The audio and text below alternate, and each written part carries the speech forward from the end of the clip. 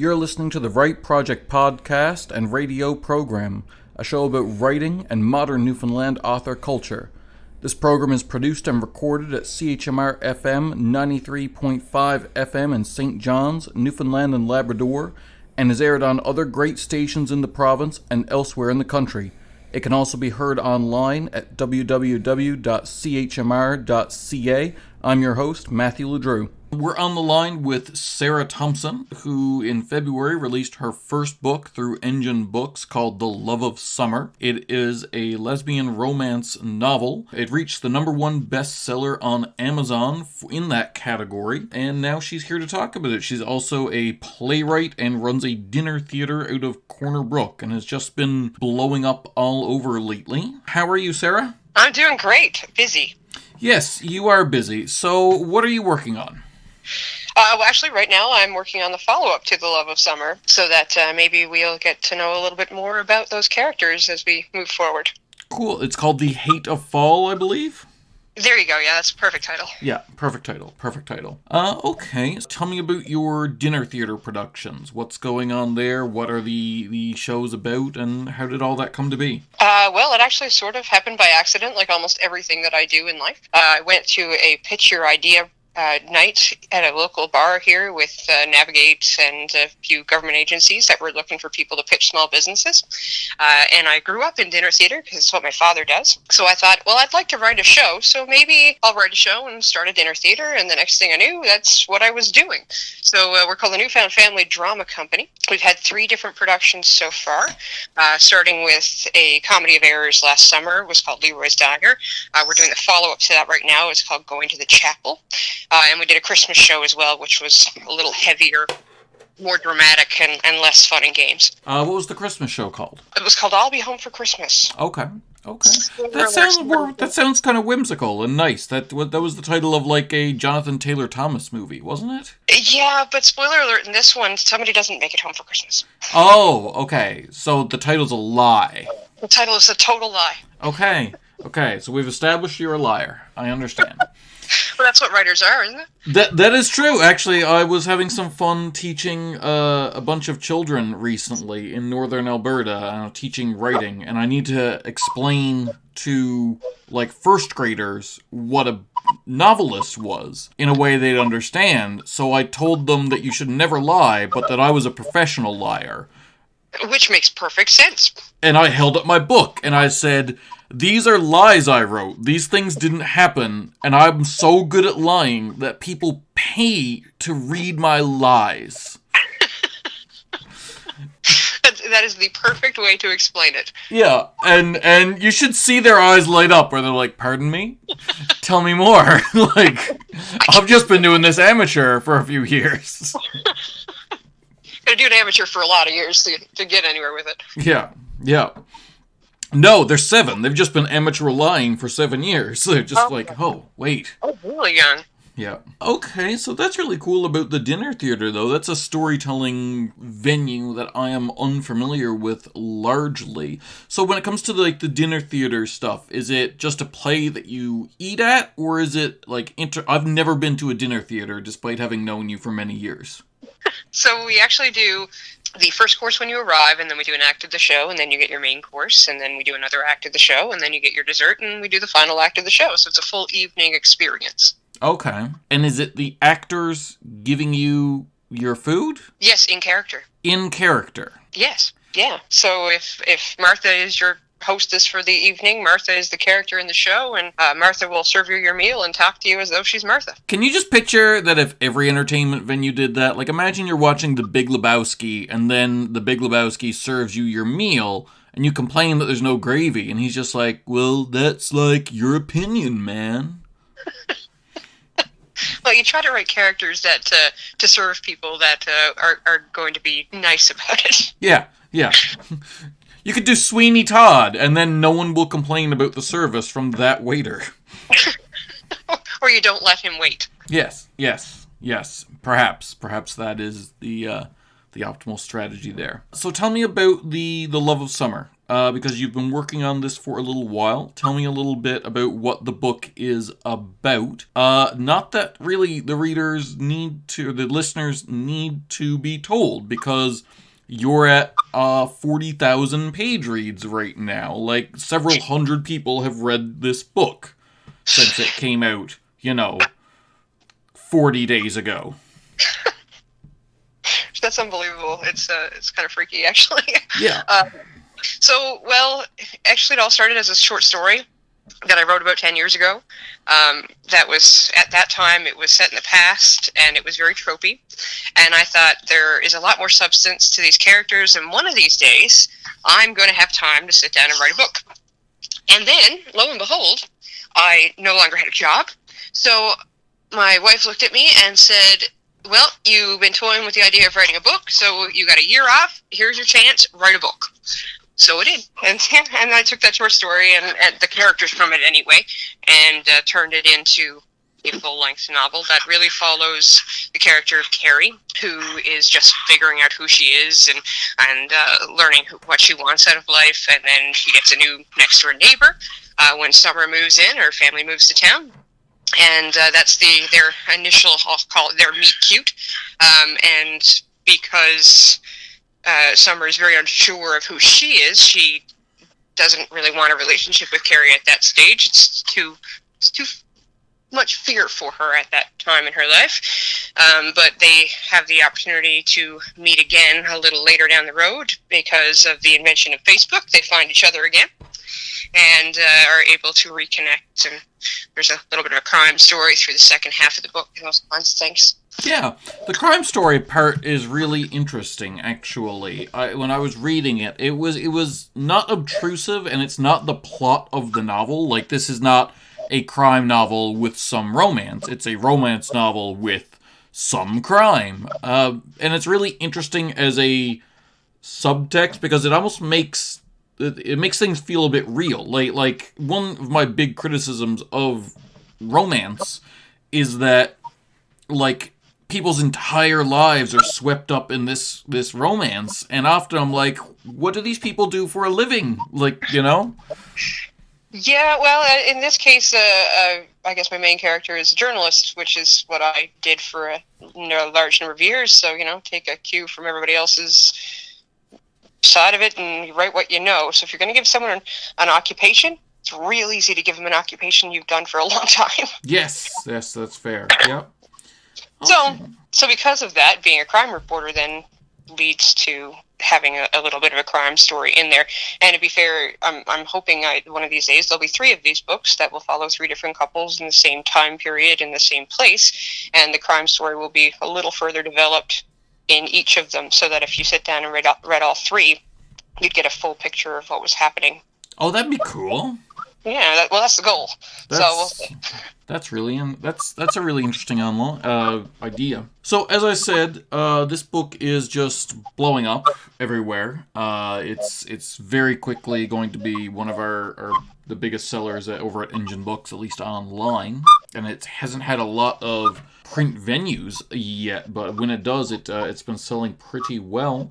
What's that experience been like? I've been kind of with you through a bit of that, because I'm the one just updating you on, like, ooh, it's been this many per day and that many per day. But how's that experience been?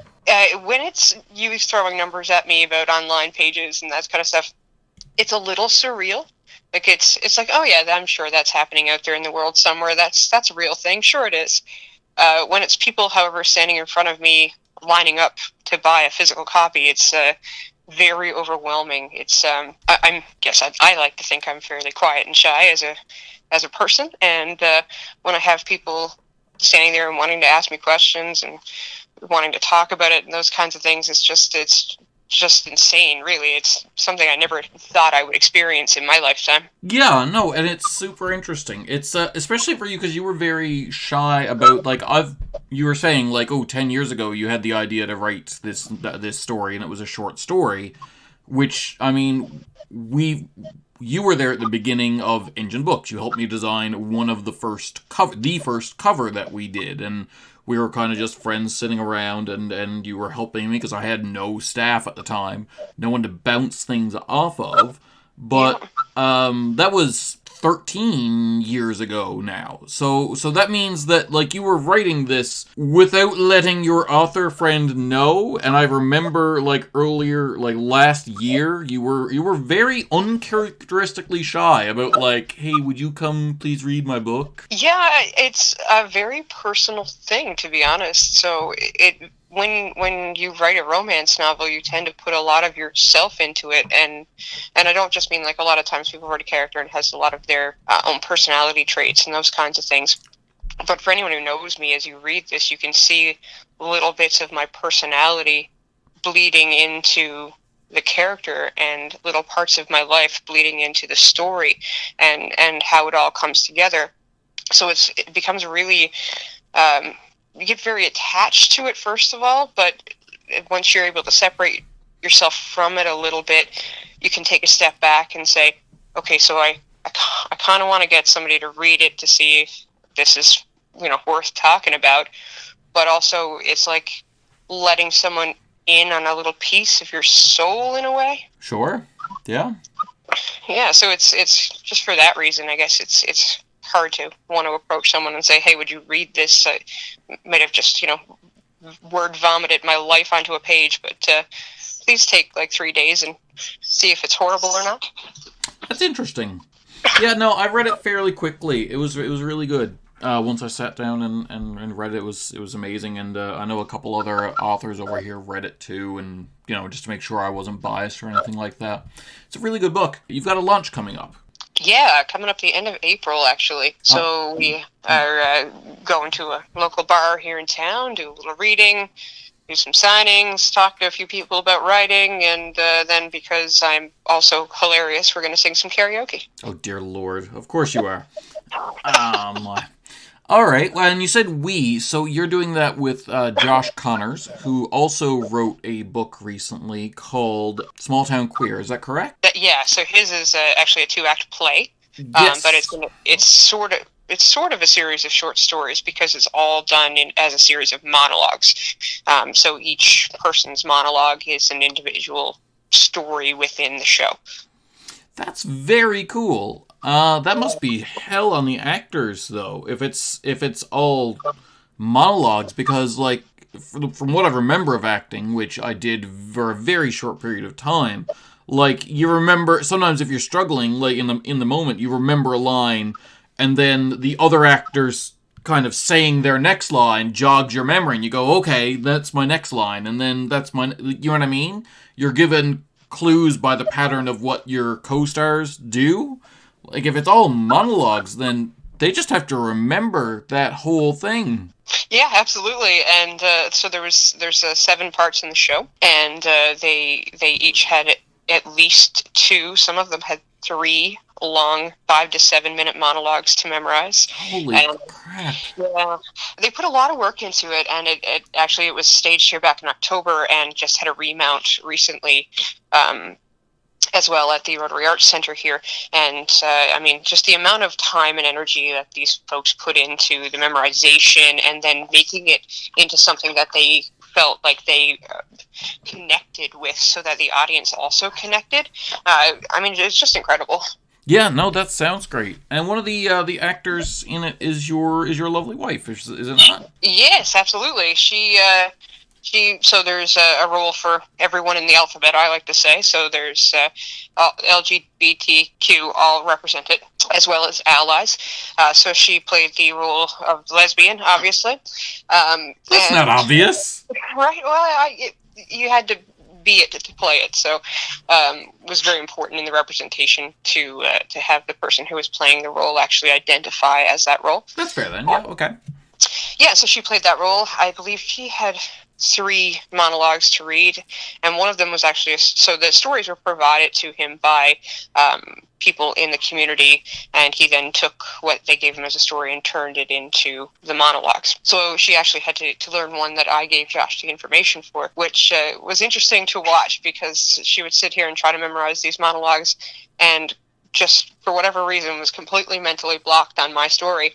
And by the time she got it on stage, she said, this is going to be perfect, or I'm never doing it again. Yeah, and I assume since she's done it multiple times, it was the former. Oh, yes, absolutely. Yeah, so she always pulls it off. She's doing another show tonight, so it's a different show tonight. So it's she's also very busy. Yeah, you guys are just involved in everything. It's a bit incredible. I told someone recently that if it's theater in Corner Brook, I probably got my fingers in it somewhere. I didn't mean to. I don't know how it happened, but this is where I am now. Yeah, to that end, too, I'm also working on a full 2-act play that I'm hoping to workshop next year. So. Oh, that's excellent. Yeah, it's so something. You were published with something with Engen before, a science fiction future short story in light dark? Yes, that wasn't yesterday either. No, that was not yesterday. So that was a bit of an interesting experience because I like that story. Obviously, I published that story, but some of what I was having trouble with at the time, and I'm not a great editor, and we didn't have an editor like Aaron or anyone else at the time, was that I found it was a straight relationship between a cis male and cis female in it. And I found the relationship really hard to, it wasn't believable to me. And I'm sitting here now after reading your romance, because prior to reading it, I was like, oh, Sarah writing romance, because that's what was tripping me up in the other one. And you did an amazing job. It's really good and really believable. And now I'm kind of second guessing myself going, oh, is this what it's like for other people when if I wrote a couple that was a demographic not mine and I got everything wrong? Is that what am I feeling that frustration? Yeah, probably. It's very difficult to write something that you don't live. Yeah, that's just not in you at all, you know? You don't understand it on the same level, so it can be very difficult to make it appear more real on a page if it's not your day-to-day life. No, that said, I love the story. Just the romance was the weaker part of that story, but with this, it's amazing. In some ways, too. So with that story, too, when I wrote it originally, it was about twice as long as what you actually wound up with. Yes.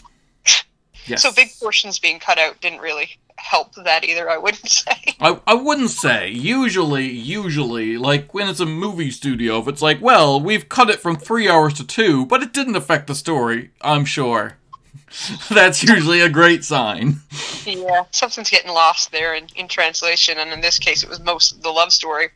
Oh, that'll do it. It was less important, right? So that's fair. When I cut it down, I thought, this is the least important part of this story, but it has to be there as a presence in some way, but we don't really need another 10,000 words talking about it, so. So there it goes. Yeah, pretty much. All right, so when is your book launch going to be? When and where?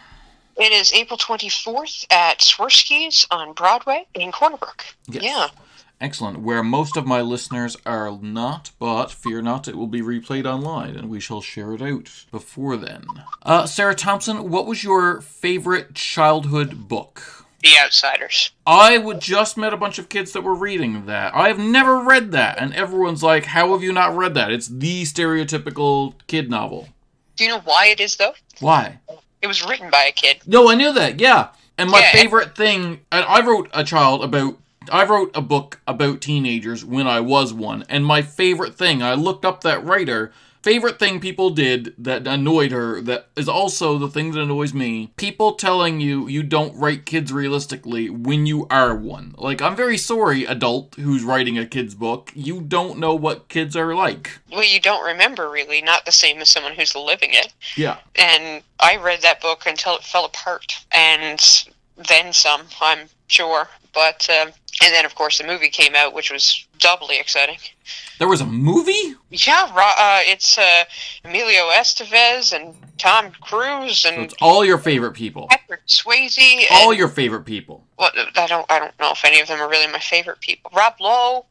All the big stars of that time period were in it. Interesting. So this wasn't recent? No, God, no. But I would love it if it was. Imagine if they got together, those same actors, and made The Outsiders again, but they're all 40, 50. It'd be fun.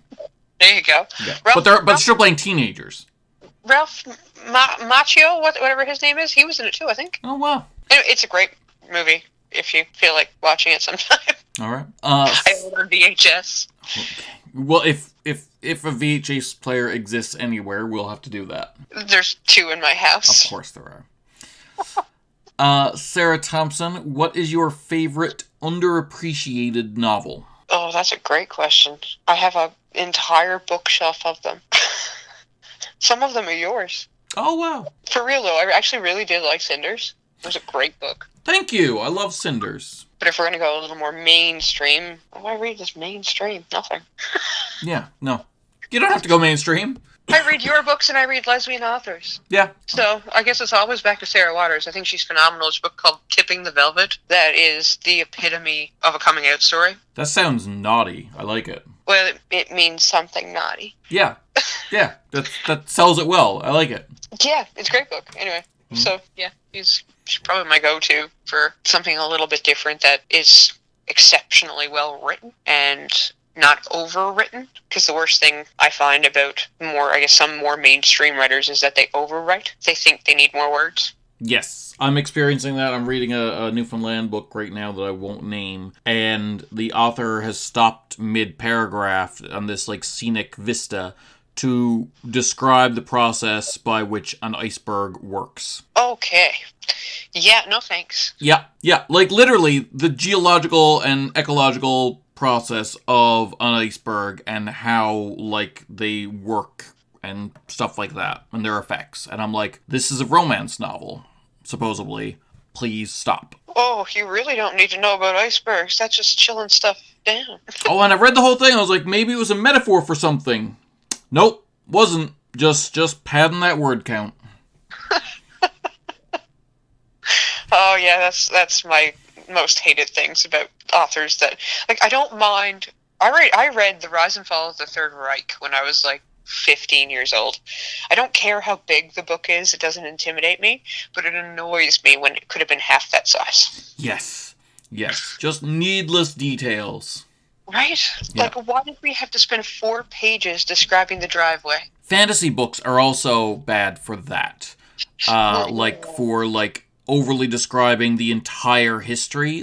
I love Tolkien in doses, but there's a reason that all his major descriptions were in the Silmarillion and not in the main book, because even he knew all this stuff's not necessary to the story. Or someone told him eventually, yeah. Yeah. So maybe you should put that in a different book, that after people read these ones and decide they like them, maybe then they'll want to know about that stuff. But fantasy is bad for it because there's so much world building involved in it that they kind of have to in a lot of ways, or you're going to be even more confused. World building's one thing, I guess, but I never understand the stuff that doesn't pay off. And my analogy is always, your book, The Love of Summer, did not start with a history of World War II. No, that would have made very little sense. But in a fantasy novel, it makes perfect sense to have this long history of all the wars for the last 2,000 years. Not all at once. Yeah, no, yeah. I agree it might need to be in there at some point, but please not all at once. Yeah. Give it to me in doses. Yeah. Sarah Thompson, what is the first book that ever made you cry? Oh God, it's really hard to make me cry. I mean that really, really literally. It's very hard to make me cry. It could be cry with laughter. Do you think I read funny things? I do. Have you ever read a blog called Men Writing Women? That'll make you cry. Oh God, I can only imagine. I keep going back to, it's not called Stand By Me though, and it's only a short story. The Body?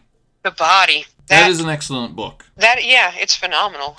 What's really funny is that I had read it and didn't know that there was any connection to a movie, because I'm in that weird generation that Stand By Me was sort of huge in my youth, but I was just a little bit too young to have watched it when it first came out. Yeah.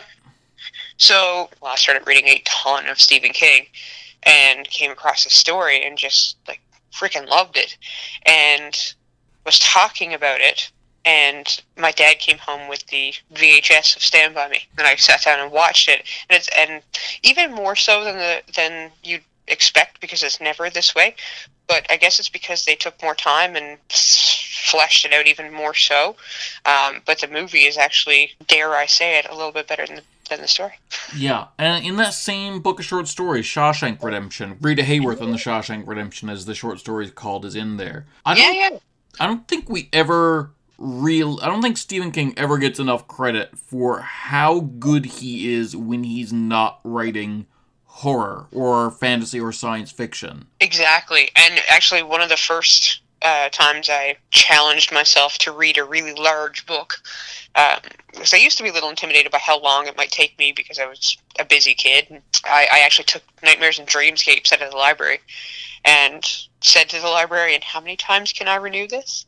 Yeah. And wound up reading the whole thing before it was due back. So it says something about his diversity and his versatility and what he's capable of. It's just crazy. What book was that? Nightmares and Dreamscapes. That is a good book, yes. Sarah Thompson, what other authors are you friends with, and how do they help you become a better writer? Have I got to name them all? No. Okay, so we'll start with you. Okay. So there was a long period of time where I stopped writing. Some of it was because I was writing for a living, being a journalist. And to be honest, when you do that, sometimes when you spend all day trying to make sure that something fits into 3 column inches, you do not want to come home and try to turn your brain around and say you don't have those constraints anymore, and try to be creative, because you've been in some ways being creative all the time. Yep. And then you started Engen, and like, it was this big thing that was really like pushing me to want to be more creative again, and to try to, I guess, refocus how I thought about spending the time to be creative. And then when you did the first collection of short stories, The Light Dark, that wasn't From the Rock.